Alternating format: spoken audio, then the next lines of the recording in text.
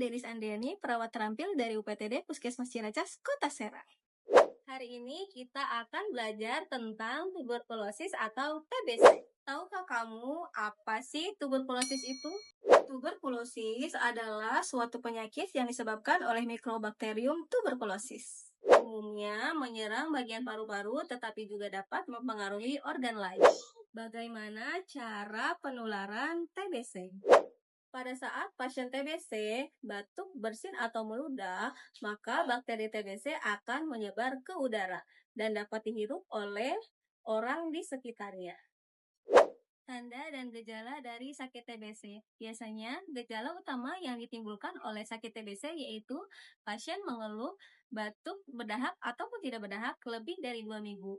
Untuk gejala lain yaitu demam dan menggigil, batuk dengan bercak darah, sesak napas dan nyeri dada, berkeringat di malam hari tanpa melakukan aktivitas, berat badan menurun, dan nafsu makan menurun. Pemeriksaan TBC dengan tes dahak. Pemeriksaan dengan tes cepat molekuler TCM atau mikroskopis. Dahak diambil 2 kali dalam waktu 2 hari, yaitu pada saat pasien datang ke fasilitas kesehatan, diambil 2 sampel dahak dengan interval waktu 1 jam. Atau pada saat pasien datang ke fasilitas kesehatan, hari pertama, pagi hari setelah bangun tidur pada hari kedua. Pemeriksaan TBC pada kasus anak. Biasanya kita melakukan uji tuberkulin atau tes mantuk. Tes tuberkulin adalah pemeriksaan dengan menyuntikkan obat tuberkulin di intradermal lengan bawah dan akan dinilai ukuran indurasi setelah 42 sampai 78 jam setelah penyuntikan. Pemeriksaan tambahan berupa foto ronsen dada. Ketika pasien sudah melakukan pemeriksaan dahak dan hasil negatif, namun gejala TB yang lainnya masih ada. Pengobatan TB berlangsung 6 sampai 8 bulan dengan pemeriksaan dahak ulang pada bulan kedua, 5, dan juga akhir pengobatan.